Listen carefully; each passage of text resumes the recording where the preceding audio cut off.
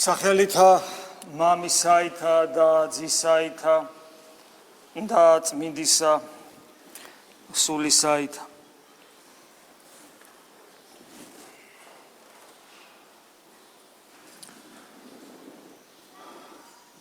დღეს ჩვენ ისე დროში ვცხოვრობთ და ალბათ შეიძლება ითქვას, რომ ამიტომაც ამბობენ ხოლმე, რომ მოახლოებულია ის, რასაც ბოლო ჟამს ვეძახით, მოახლოებულია გამეფება ანტიქრისტესი.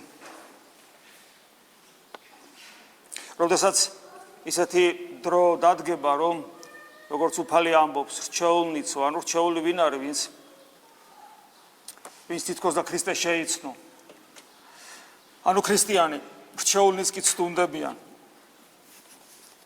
რა თქმა უნდა, ეს გვეხება ჩვენ, თითოეულ ჩვენთაგანს. და ეს დრო მოახლოებულია.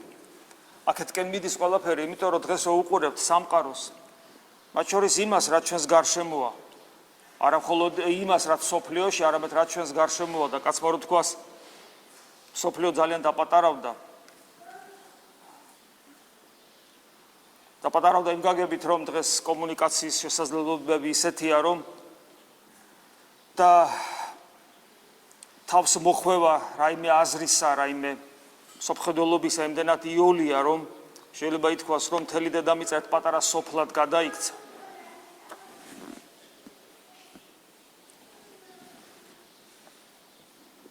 და ის სისტემა ღირებულებებისა, რითაც ადამიანი ადამიანია და ცდილობს, რომ განცალკევდეს ცხოველისაგან, რითაც თვით ათეისტებიც კი, რომლებიც გულზე ჯიღის ბრაგუნით ამტკიცებდნენ სიხარულითაც, ეს კი უცნაური იყო, ხომ ვიცით, რომ ღმერთი არ არისო და ადამიანი განვითარებული ევოლუციის შედეგად განვითარებული მაიმუნიაო, ანუ არსობრივი განსხვავება ადამიანსა და ცხოველს შორის არ არის, მათაც კი, ათეისტებთაც კი, რომელიც აი ამ დროისაგან, დღევანდელი დროისაგან ცოტა შორს ცხოვრობდნენ, მათაც კი ის ღირებულებების სისტემა, რითაც ადამიანია, მყარად ჰქონდათ გათავისებული და შენარჩუნებული. ეპოტინებოდნენ ამას.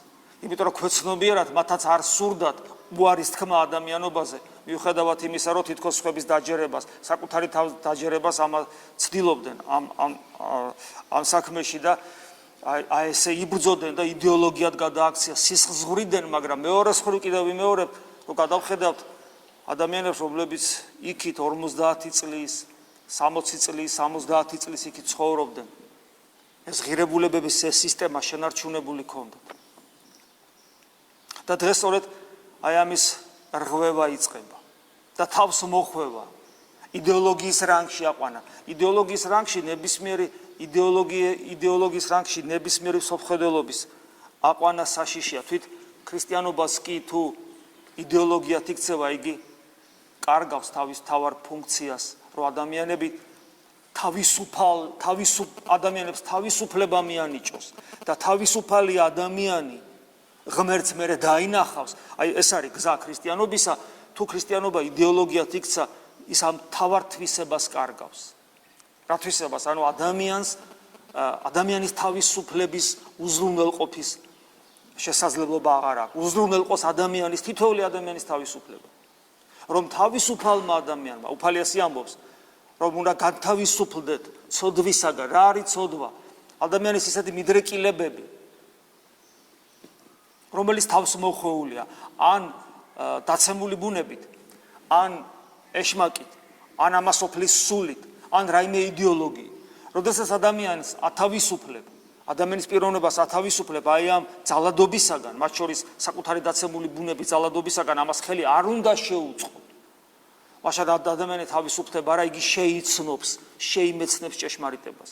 და ჭეშმარიტების შემეცნების გზაზე მდგარი კიდევ უფრო და მეტად თავისუფლდება. ამიტომ ამბობს უფალი, შეიცანი ჭეშმარიტება და ჭეშმარიტება გაგანთავისუფლეთ თქვენ. და ამიტომაც არის, რომ ქრისტე უარს ამბობს სატანის მოწოდებაზე, რომ მთელი ამ სოფლის ძალაუფლებას, სამეფოებს, ყველაფერს, სიმდიდრეს, ყველაფერს შენ მოგცემ. ჩემიაო ეს. უფალი არ ამბობს შენი არ არისო, მე წინაზეც გითხარით. პირიქით ამბობს უფალი, თავადი ამ სოფლის არის სატანა, ეს არასოდეს არ უნდა დაგვავიწყდეს. არასოდეს არ უნდა ვიყოთ განლაღებული, იმიტომ რომ ჩვენ ისეთი ბატონის საუფლოში ვცხოვრობთ, რომელსაც ჩვენ ვძულ ვართ და ჩვენი მარადიული სიკვდილის წყურია. უფალი ადასტურებს ამას, თავადი ამ სოფლის არის სატანა, ნუ ბატონი ამ სოფლის არის სატანა. ნუ გამოვიძიებთ, ნუ გამოვჩხრიკავთ ჩვენი ამპარტავანი გონებით, რატომ არის ესე ღმერთი ყოვლის შემძლეა, როგორ ვერ გაანადგურებს, როგორ ვერ შეზღუდავს და ასე შემდეგ, შეზღუდულია. მაგრამ მაინც ესე სახელდებს მას უფალი ბატონად ამ სოფლისა. და როცა ის ამბობს, რომ ყველაფერი ჩემია და მოგცემ, უფალი არ ეუნება არ არისო შენი. უფალი ეუნება, რომ თაყვანის ცემა შენ არ გეკუთვნის, ღმერთს ეკუთვნის თაყვანის ცემა. ამიტომ აქედან შეიძლება ირიბი დასკვნა გაკეთდეს ის ადამიანი, რომლის მიზანი არის ამ სოფლის ძალაუფლების მოპოვება და ამ სოფლის ყოველგვარი კეთილდღეობის მოპოვება. ჩვენ გვინდა კეთილდღეობა, მაგრამ როცა შენი მიზანი ხდება ეს, ცხოვრების საზრისად იქცევა. შენ სატანის თაყვანის მცემელი ხდები, ისე რომ შეიძლება ამას ვერაცნობიერებდე. და სატანა ფიქრობს, რომ ქრისტეს აცდუნებს. იმიტომ რომ ის ფიქრობს, ის ხო თავისი ყველა ადამიანი ფიქრობს თავისი გაფუჭებულობის ხარისხის მიხედვით სხვა ადამიანზე. თუ ადამიანი ბოღმა, სხვაც ბოღმა გონია, თუ ადამიანი ეჭვიანია, სხვაც ეჭვიანი გონია და ასე შემდეგ და ასე შემდეგ. გარყვნილს ვერ წარმოუდგენია, რომ ის გვერდზე სიწმინდე იყოს და ისიც გარყვნილი გონია. ოღონდ ფარისეველი დამატებით, ანუ მასზე უარესი. და სატანა ფიქრობს, რომ ის იდეოლოგიით მოქმედებს მასებზე. მას თავისი ხელისუფალნი ყავს და ცდილობს გლობალიზაციის პროცესის დაწყებას, რომელიც დღეს უკვე მალე სისრულეში მოვა. პატარ-პატარა რეგიონები, რაღა პატარ-პატარა რეგიონებით იმპერიებს ქმნიდა. და ფიქრობს, რომ იდეოლოგია კარგი რამეა, რომ მასები დაიმორჩილოს შენ ჭკუაზე ატარო და ფიქრობს, რომ ეს ქრისტესაც მოეწონება, მას თავის იდეოლოგია აქვს და მისი გავრცელება სურს. და ამიტომ მეუნება მოგცემ ყველაფერს. და იმდენად დარწმუნებულია, რომ ქრისტე ამაზე თანხმობას ეთყვის, იმიტომ რომ ბუნებრივად მიაჩნია ეს. აი, გესმით ბუნებრივად, აი, შენ გინდა რაღაც იდეები გაატარო და ხედავ რომ ადამიანები არ გიჯერებენ. აი, მღვდელი მაგალითად ფიქრობს სასულიერო პირი, რომ მას სწორი სამხედველობა ბუნებრივია და ცდილობს, რომ ეს სწორი სამხედველობა ყველა საკუთრება გახადოს. მღვდელიც არ ნებისმიერი ადამიანი ქრისტიანი, რომელიც ნეოფიტია და ოჯახში შევაცა და ჯერ კიდევ წარმართული ცხოვრებით ცხოვრობენ და მას ბუნებრივია უჩნდება, რომ აბა ეხლა ყველანი გაქრისტიანდნენ და ხედავ რომ არ გემორჩილებიან. ხედავს სასულიერო პირი, რომ ესე იოლი არ არის, მით უმეტეს ეპისკოპოსი, მით უმეტეს პატრიარქი, ხედავს რომ ხალხი მას არ ემორჩილება. თავარში და თუ თავარში არ არის მორჩილება, უი როგორ გვიყვარხარ, ამას ცოტა ფარისევლობის სუნი აზდის.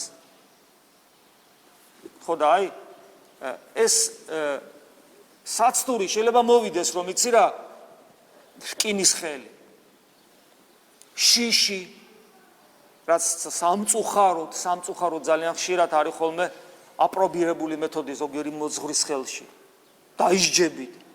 მე თუ ვერა, აი, ზემოდან. ეს იმიტომ რომ და იდეოლოგიად, ეს ნიშნავს, რომ იდეოლოგიად გადავაქციოთ.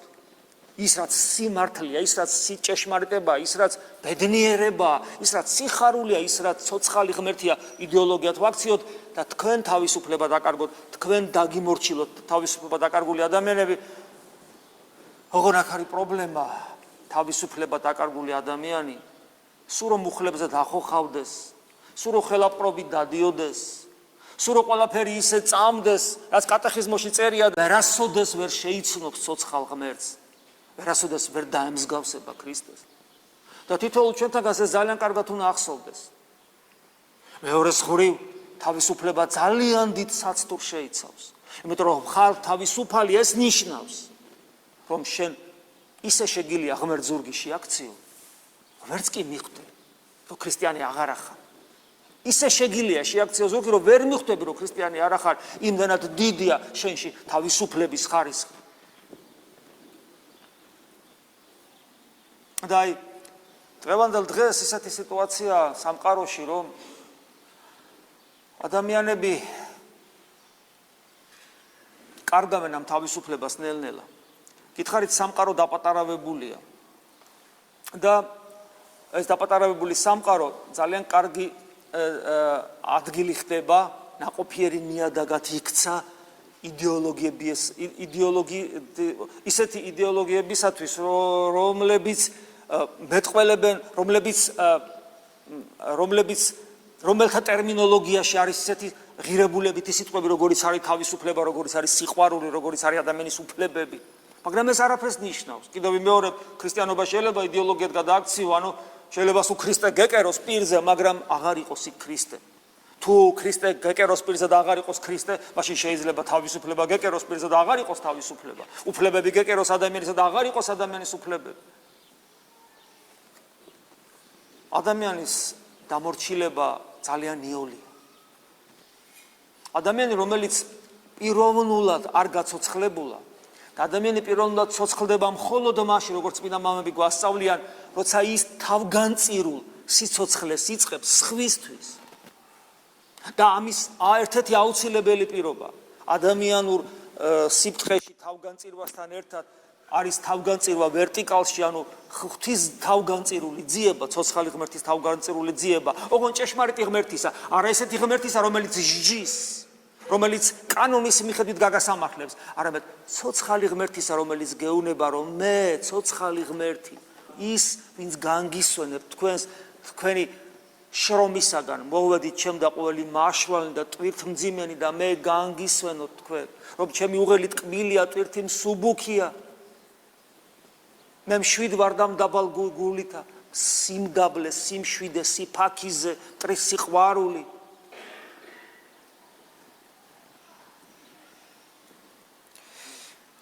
და ის რაც დღეს ხდება სამყაროში,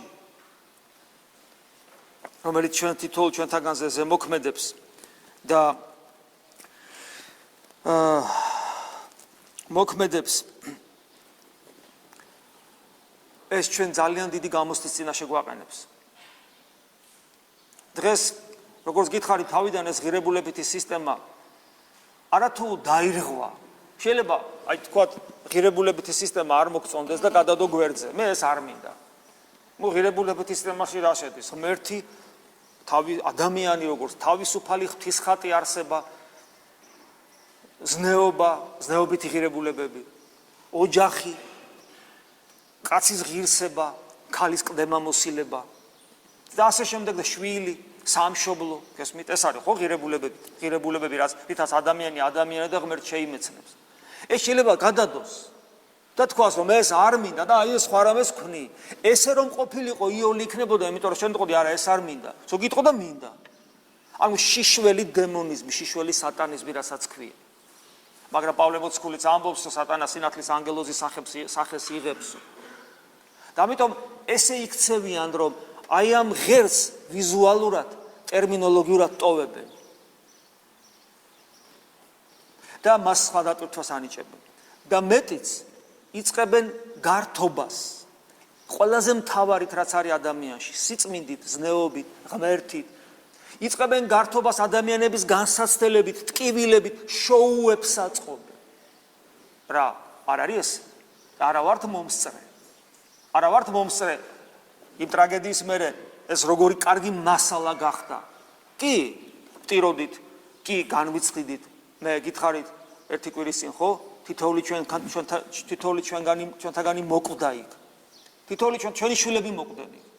ჩვენ სკოლამ სიკვდილს ჩავხედეთ თვალებში, რომ და ეგების ეხლა მაინც გამოვხიზდეთ, რომ სიკვდილი ახლოს არის. კი ბატონო, განვიცადეთ კიდევაც. თუმცა უფალმა გაგვაფრთხილა სახარების ენით. იქ სილოამის გოდოლილო ჩამოინგრაო და რამდენიმე იქ კარპული რაოდენობა ადამიანები გარდაიცვალა. თქვენ გონიათ რა ყველაზე ცოდვილები იყვნენ, თუ ესე ჯღერდებოდა. ცოდვების გამო დავისაჯეთ და ისინი ცოდვილები იყვნენ. რატო იყვნენ ისინი ცოდვილები?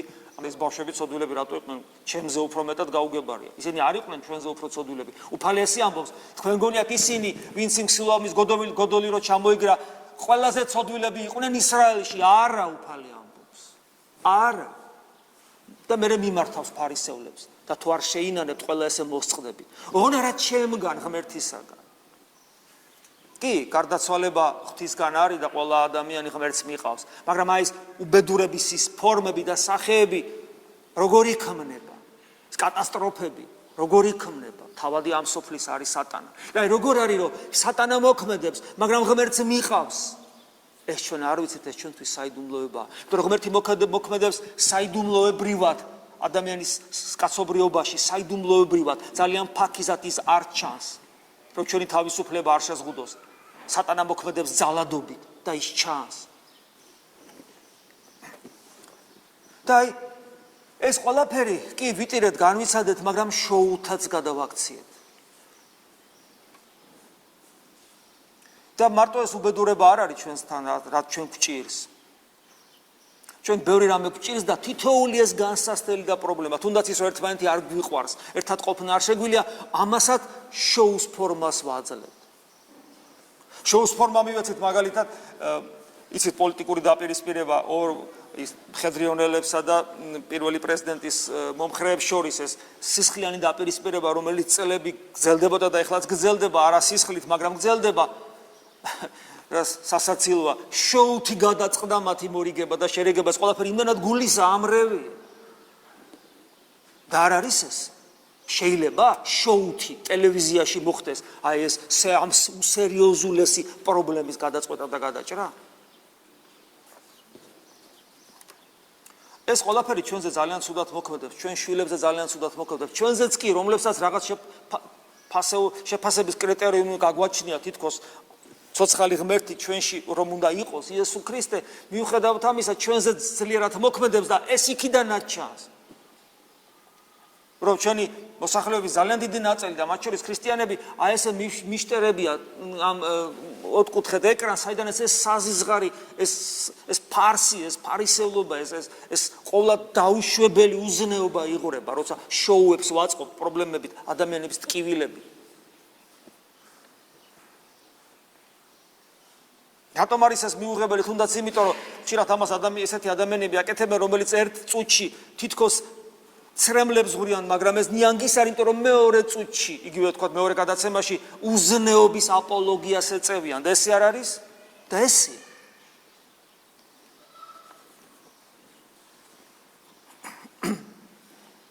ჩვენ საკმაოდ დიდი პერიოდი გვახსოვს, ვინც მეტნაკლებად ასაკში ვართ და გვახსოვს საბჭოთა კავშირის პერიოდიც და იმის იქითაც ვიყურებით ისტორიაში და მომავალშიც ვიყურებით, საკმაოდ დიდი პერიოდი გამოვიარეთ ჩვენს თვალწინ, ძალიან სწრაფად ვითარდება ყოველი, ალბათ ესეა ყოველ ეპოქაში, ყოველ სხვა ჩვენს ეპოქაში ესეა, ალბათ სხვაგანაც ესე იყო, ძალიან სწრაფად ვითარდება ყველაფერი და ძალიან ბევრი რამის მომსწრენი გავხდით. და ჩვენ გვახსოვს პერიოდი, როდესაც ჩვენ თავარ ცოდვაში ჩაძირულები ვიყავით, ეს თავარი ცოდვა იყო უღმერთობა. ჩვენ გვახსოვს ჩვენი წინა პერიოდით, სანამ ჩვენ დავიბადებოდით, უღმერთობამ რა პერიოდები მოუტანა, რა განსაცდელები მოუტანა ჩვენს ქვეყანას და ჩვენს სამშობლოს. საშნელი სისხლის ღვრები, დაქუცმაცებული საქართველო. შემდეგ აქედან გამომდინარე შესვლა იმ დიდ იმპერიაში, სადაც თითქოს ჩვენი გენოფონდი გადარჩა, ომები აღარ იყო. მაგრამ ძალიან ბევრი რამე დავკარგეთ, მათ შორის ბრძოლის უნარი დავკარგეთ. რაღაცა შევინარჩუნეთ, რაღაცა დავკარგეთ. შემდეგ კიდევ თუ რამეს ვკარგავთ, მე რუსეთის იმპერიაში ძალიან ხშირად იმიტომ, რომ ქართველთა მნიშვნელოვანი ნაწილი ქართველობაზე უარს ამბობდა, ისე როგორც დღეს ქართველთა მნიშვნელოვანი ნაწილი ქართველობაზე უარს ამბობს, მაშინ გარუსების გამო, ეხლა გაამერიკელების გამო. შემდეგ თავისუფალი საქართველო, რომელიც ვერ შევიშნოვეთ, იმიტომ რომ იმ წამსვე როგორც კი თავისუფლები გავხდით, თავისუფლები, ქრისტეს ზურგი შევაქციეთ, პატრიარქი მოუყალით, ეკლესია გავძარცვეთ, ეროვნულ ღირებულებებს ზურგი შევაქციეთ. ჩვენში მწიფდებოდა დემონური სული და ამ დემონურმა სულმა ამოხეთქა იმ წამსვე, როგორც კი ისე უცხო ქვეყნის ჯარი შემოვიდა და ჩვენი ხელებით ვანგრიეთ ეკლესიები და ხოცეთ სასულიერო პირები და გავანადგურეთ ინტელიგენცია, ყველაფერი უბედურება ჩვენი ხელით ჩავიდინეთ. და ჩვენ ყველაფერი ძალიან კარგად გვახსოვს და ჩვენ ეს არ მოგწონს. და აი დღეს რომელთა მიმართ ეპისტოლეში პავლე მოციქულმა გითხრა, რომ ოდეს იგი მონანი იყვენით ცოდვისანი, დიახ, ცოდვილები ვიყავით მაშინ. აბა უღმერთობა რა? პატრიარქს რომ მოკლავ და ქართველიერი ამაზე ხმას რომ არ ამოიღებს. ჩვენი გმირები ქაქუცა მახსენდება, რომ ცეკვავს თავისუფალი საქართველოს თავისუფლების გამო და ვერ იაზრებს, ვინ მოვიდა ხელისუფლებაში. ხელისუფლებაში მოვიდნენ უღმერთონი, რომელიც პატრიარქს კლავენ და შემდეგ ეკლესიებს ძარცვავენ და ამას ვერ ხვდება ქართველი ხალხი. ისეთი გმირების კი როგორიც ქაქუცა იყო. ანუ ჩვენ თვალებზე ლიბრი გქონდა. ილიას კვლელობა უკვე დავივიწყეთ. გეგონება დიდი ხანი გავიდაო ილიას კვლელობის მერ და სულ რაღაც 10 წელი იყო გასული. და აი პავლე მოციქული გვეუბნება, რომ ოდეს იგი მონანი იყვენით ცოდვისანი, აი მაშინ თითქოს ჩვენ რო გვეუბნება. რა უკვე ნაყოფი გაქონდა მაშინ. ანუ რა ნაყოფი გქონდათ? გაიხსენეთ. და რა ნაყოფი გქონდა?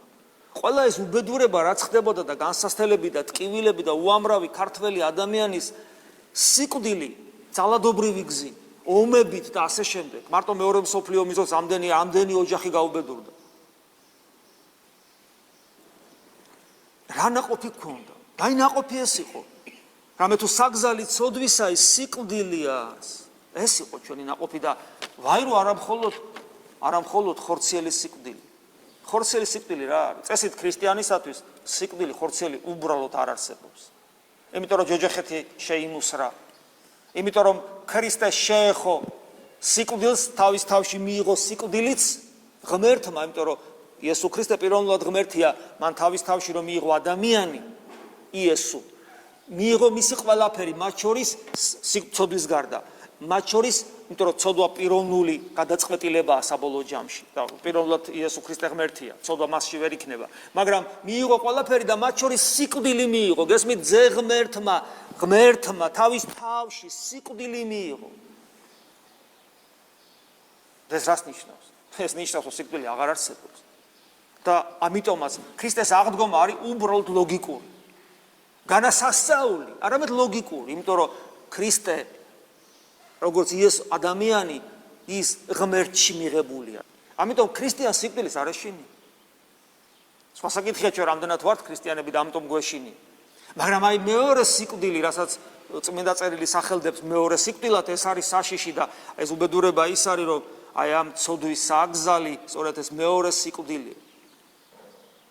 მაგრამ ნიჭი ღვთისა და მადლი ღვთისა რა არისო, პავლე მოციქული ამბობს, ცხოვრება საუკუნო ქრისტე იესოს მიერ უფლისა ჩვენის. მაგრამ ჩვენ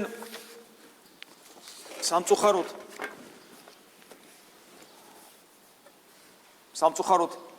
ის პრობლემა, რომელიც ჩვენამდე მოვიდა, აი ის რაზეც ამბობს, რომ ოდეს იგი მონანი იყვენით ცოდვისანი, ეს პრობლემა ჩვენამდე მოვიდა. მაგრამ ჩვენამდე მოვიდა ის ნათელი, თუმცა შემცირებული, რომელიც ჩვენი დიდი წინაპრებისაგან და იგივე აი ამ უღმერთო პერიოდში ვინც გამოატარა, ვინც ზნეობა შეინარჩუნა, ვინც რწმენა იმათ რომ ზნეობა არ შეენარჩუნებინათ, იმათ რომ რწმენა არ შეენარჩუნებინათ, იმათ რომ არ ებრძოლათ შინაგანად თუ გარეგნულად უღმერთობის წინააღმდეგ.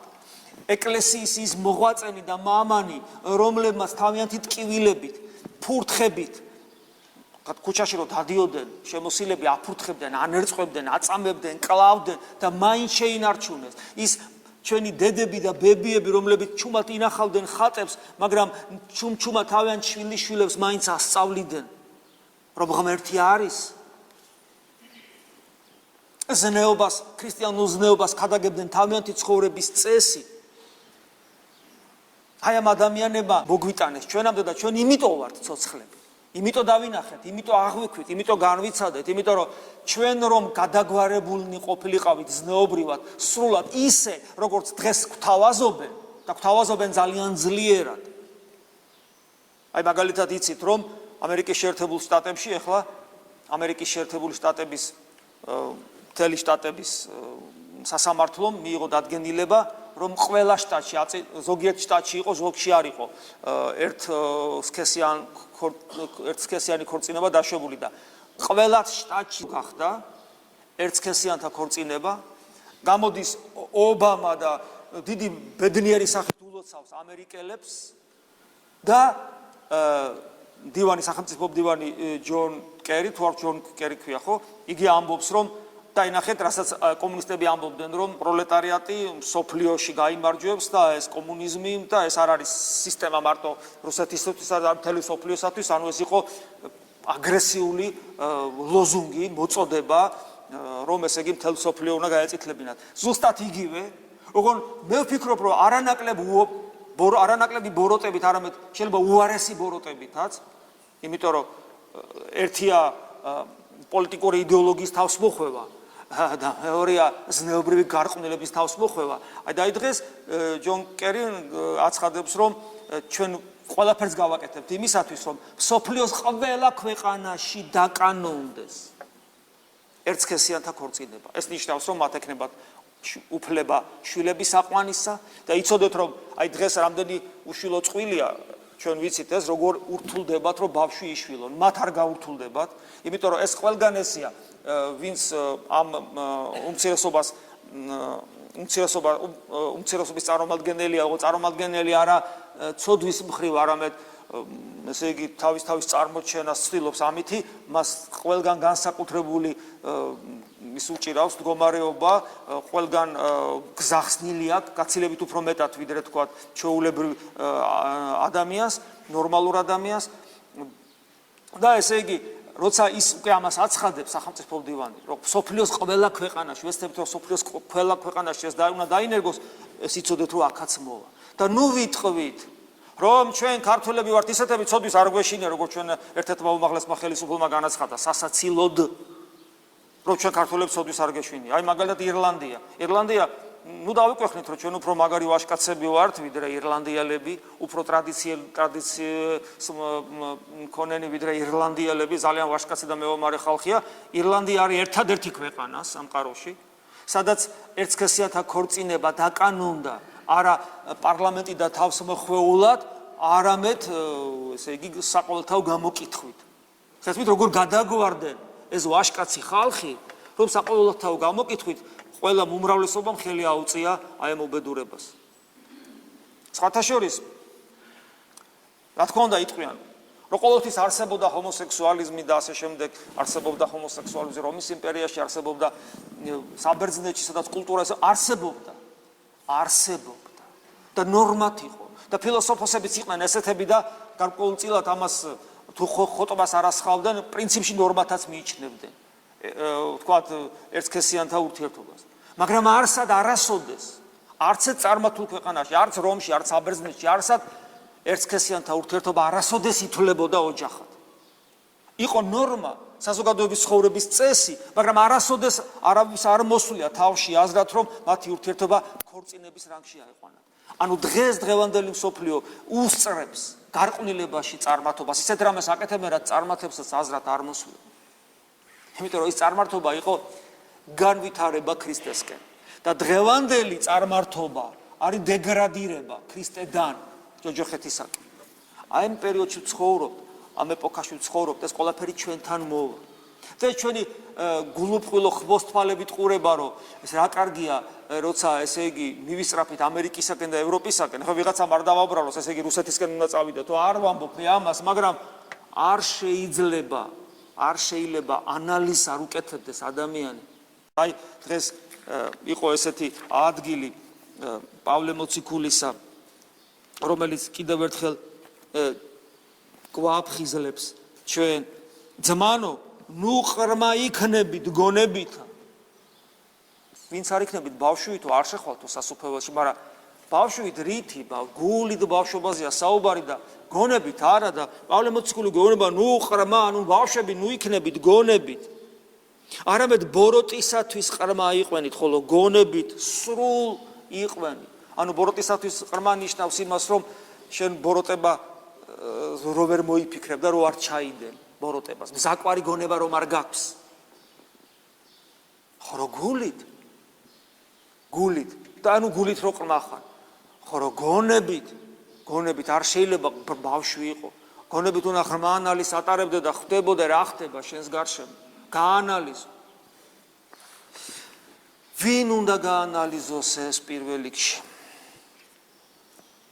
აი ჩვენ დღეს თუ არ გავითავისებთ, უბრალოდ თუ არ გავაანალიზებთ, თუ ჩვენმა წინაპრებმა კარგი რამ მოგვიტანეს, გასაგებია, ცუდი რამ მოგვიტანეს და არ გავემიჯნებით მას. აი მაგალითად პავლე მოციქული დღეს გვაფრთხილებს, ლუკა მახარებელი, უფალი ლუკა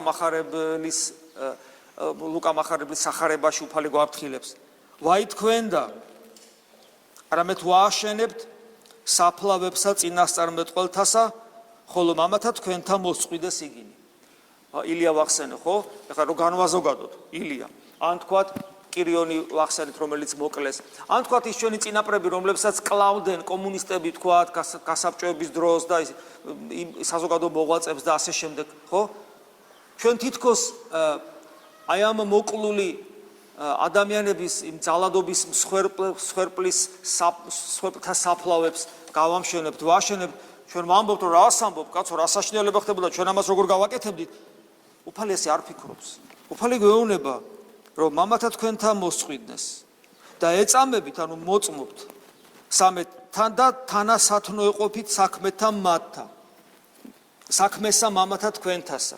რამე თუ მათ მოსწყვიდნეს იგინი და თქვენ საფლავთა მათთან აშენებთ. ესე იგი, მიუხედავად იმისა, რომ ჩვენ გარდაცვლილთა საფლავებს ვაშენებთ და თქვენმა მამებმა ის მოსწყვიდეს, თქვენ მოწმობთ თქვენი საქმეებით, რომ თქვენ მამებისნაირები ხართ. არ მოწმობთ, არ დღევანდელი მაგალითად ლიბერალური იდეოლოგიის ტერმინოლოგია და რო აიღოთ 20-იანი წლების გასაბჭოების ტერმინოლოგია, ერთ-ერთზე მოდის ერთმანეთთან. როგორც დღეს საუბრობენ ეკლესიაზე, სასულიერო პირებზე და სამშობლოზე, დაახლოებით ამ სიტყვებით, ხანდახან ზუსტად ამ სიტყვებით საუბრობენ სარწმუნოებაზე, ეკლესიაზე და სამშობლოზე. ზუსტად და ეს ნიშნავს, ეს ნიშნავს იმას, რომ ამ ტერმინების უკან იგივე არსი დევს და იგივე ღირებულებები აქვს დღევანდელ ლიბერალიზმს და მაშინდელ ლიბერალიზმს, იმიტომ რომ მაშინდელი გასაბჭოება, ის კომუნიზმი, ის სოციალიზმი ლიბერალური საზოგადოების შექმნის ცდელობა იყო, როცა თქვა უარს ამბობდნენ ცარისტულ, თქვა რუსეთზე. გესმით, ეს იგივეა. ჩვენ უბრალოდ არ უნდა გქონდეს ესეთი მცირე და პატარა მახსოვრობა, რომ ეს ვერ გავიგო და ვერ მივხვდეთ ამას. მაგრამ აი ამ მდგომარეობაში და ამ სიტუაციაში შვამენ კითხვას ხოლმე, რა ვქნათ, რა გავაკეთოთ, როგორ ვაჯობოთ ყოველივე ამას, როგორ მივხვდეთ სწორი გზა სად არის და ასე როგორ გაუწიოთ წინააღმდეგობა. ადამიანი რაც უფრო ჩანს საზოგადოებაში, საზოგადოება ჯგუფი, რაც უფრო ჩანს ერში, ხო, როგორც მაღლა, როგორც უფალი ამბობს, რომ ვერ ხელეწიფების ქალაქს ამ თასაზე და აღშენებულსა დაბალვად, დაფარვად. თაზე აღშენებული ქალაქი ჩანს. თაზე აღშენებული ქალაქი ვინ არის? რა არის? ეს არიან ადამიანთა ჯგუფი, რომლებიც ჩანან. ხელისუფლება იქნება თუ, რაღაცა პარტია იქნება თუ, რაღაც საზოგადოება იქნება თუ, არასამთავრობო იქნება, მასმედია იქნება, ჩვენ ეკლესია. და ღმერთი ჩვენ მოგკითხავს. ხა მასმედიას რა უნდა მოვსთხოვო? რას წარმოადგენს კი ხედავთ. არასამთავრობოებს რა უნდა მოვსთხოვო? რას წარმოადგენს კი და საერთოდ როცა ნებისმიერი ორგანიზაცია, რომელიც უცხოეთიდან ფინანსდება, უკვე საეჭვოა. საეჭვოა. რატო რაღაცა ჯგუფია, თქვა 20 კაცი, რატო გადაგიხდის უცხოეთი ფულს, ძალიან ბევრ ფულს, რატო, რისთვის? მიზეზ, რატო? ისინი ხო ვიცით როგორი უცხოელები, როგორი პრაგმატულები არიან. საკუთარ შვილს არ მისცემს ფულს, მილიონერი რომ იყოს, წადი და შენ თუ შრომა ისწავლეო ეტყვის. რატო მოგცემს ფულს? და სამშობლო უყვარს შენი თამარი, შენი დავითი, შენი ილია. ისე იგი აღარ იცის როგორ უყვარს? რატო იძლევა ამ ფულს? უკვე საეჭვოა. ჩვენი სახელმწიფო რო შესაძლებლობა ქონდეს, შეიძლება უნდა, მაგრამ შესაძლებლობა არა აქვს. ამას ეს ასაკრძალავი საქმეა საერთოდ. არ შეიძლება ეს გარედან დაფინანსება შემოდიოდეს ადამიანების, რომლებიც აესე იქცევიან, მერე რომელიც ყოველგვარ ეროვნულ სულიერს ებრძვიან. მასმედიაზე კი გითხარით, რა უნდა ვთქო? როდესაც ხდება აპოლოგია უნიჭობისა და უზნეობის და წეგანაც გითხარით ხალხის ტკივილიც და პრობლემაც, რომ შოუს თემად იქცევა, გართობის თემად იქცევა. რა უნდა ველაპარაკოთ ჩვენ მასმედიას? და რა თქმა უნდა და როგორც ევროპა დღეს გახდა თავისი კანონების ტყვე და თავის კანონების ტყვეობაში იხჩობა და თავის თავს კარგავს, ისე ემართება საქართველოს. ქონით რაღაც კანონებს და მე ამ კანონებში ვიხჩობით, იმიტომ რომ ეს კანონები არაბუნებრივია. იმიტომ რომ ჩვენ ღმერთი გავმდევნეთ და დავიტოვეთ ღვთისაგან მოცემული ის სათნოებანი, რომლებიც კერპად ვაქციეთ, ადრე გითხარი. ნებისმიერი რამ ადამიანი თავისუფლება და სხვა სიყვარული და სხვა ესეთი ღირებულებითი თემები, რომლებიც ღვთისაგან მოცემული სათნოებებია, როგორც კი შენ ღმერთს მოაცილებ, ამ ყოველს ესენი კერპად იქცევა და კერპი სისხლს ითხოვს, კერპი მსხვერპლს ითხოვს და ეს მსხვერპლი ჩვენ და ჩვენი შვილები იქნებიან. და რა თქმა უნდა, მთავრობა, ხელისუფლება, დღევანდელი ხელისუფლება, რომელიც ალბათ რაც კი ხელისუფლებები გვინახია, ყველაზე ნაკლებად შეიძლება აღიზიანებდეს ხალხს. ყველაზე მეტად თითქოს ხალხთან მოსულები არიან, თითქოს, ხო, ესე ჩანს და არ არიან ის გამაღიზიანებელი ფიგურების ვერ ხედავთ და არ ბრაზდებით შეიძლება მათზე და თუ რამეს ბრაზობთ ეს სხვა მიმართულებაა და ყველაზე თითქოს აი სახალხო ხელისუფლება, ჩვენი არჩეული. იცით რამ ხელა პასუხისმგებლობის წინაშე დგანან და ვაიმათ თუ ისინი ვერ მიხვდებიან თავიანთ პასუხისმგებლობას და ვერ დაინახავენ სად არის ჩვენი ერის გადარჩენა. და ყველაზე დიდი პასუხისმგებლობა კი აკისრია ეკლესიას. ეკლესიაში კიდევ იერარქიას და იერარქიაში კიდევ უმაღლეს იერარქიას. ჩვენ ამას სულ ვამბობთ, მაგრამ ვერ ვსწორდებით. აი, დღეს კიდევ ერთხელ ამოგიკითხავთ უფლის ამ სიტყვებს, რომელიც მე მაგალითად მე საკუთარ თავზე მივიღე ეს და მე ჩემ ძმებს ქრისტეს მიერს მე გულისხმობ სასულიერო პირებს ყველას ვთხოვ რომ ალბათ სასარგებლო იქნება რომ ეს ყველა საკუთარ თავზე მივიღოთ. აი ეს სიტყვები. ვაი თქვენ და ჯულის მოძღვარნო. რამე თუ დაჰმალენით კლიტენი მეცნიერებისანი. თქვენ არა შეხვალთ და შემავალთ აყენებთ. ანუ რატო ვაი ჩვენ?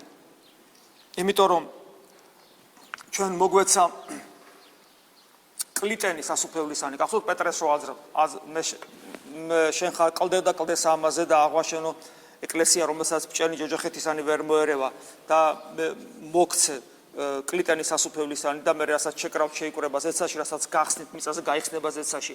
აი ეს ძალაუფლება, ღვთაებრივი ძალაუფლების ნაწილი. მისცა ღმერთმა ეკლესიას, იმიტომ რომ ეკლესია სინამდვილეში არის არა ადამიანთა ერთობა, არამედ ქრისტეს ადამიანური ბუნების გაგრძელება და იმყოფება ღმერთის პიროვნებაში და საღვთო მადლით სუნთქავს და არსებობს. ამიტომ აქვს ეს ძალაუფლება, მაგრამ თითოეული ჩვენთაგანი მით უმეტეს იერარქიაში ყოფი პასუხისმგებელი. აი ამ ძალაუფლებიდან გამომდინარე, პასუხისმგებელია ცოცხალი ღმერთის წინაშე. და როცა ჩვენ ამ პასუხისმგებლობას ისე ვერ ვასრულებთ, როგორც საჭიროა, უფალი გვეუბნება, ვაი თქვენ, ვაი. და ამ სიტყვაში ცინიზმი კი არ არის, არამედ ამ სიტყვებში ქრისტეს ტკივილია, მას ტკივა, ვაი შენ, ვაი.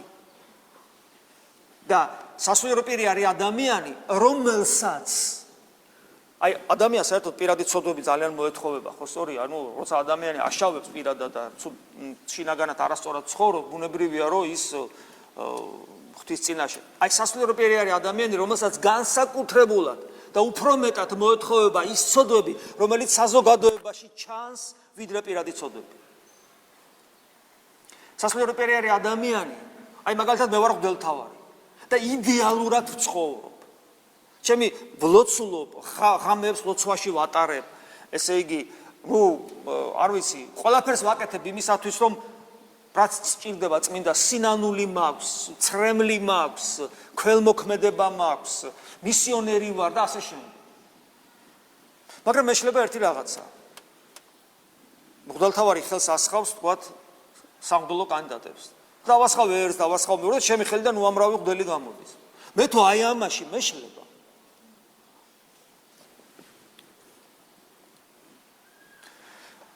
რომის პაპი იყო ჯერ კიდევ როცა რომაელები მართლმადიდებლები იყვნენ, ლეონი თუ არ ვცდები, ლეონი რომის პაპი იყო და იგი გულმხურალედ ლოცულობს პეტრე მოციქულის საფლავთან, გარდაცვალება მოახლოებულია და პეტრესაგან ემცნო, რომ მას ყველა ცოდვა მიეტევა. რაც კი ქონდა, მიტოვებულია, განწმენდილია. გარდა ერთისა, ის ცოდვა რომელსაც ქვია არასწორი ხელდასხმა, მისი ხელიდან მრავალი უღირსი სასულიერო პირი გამოვიდა.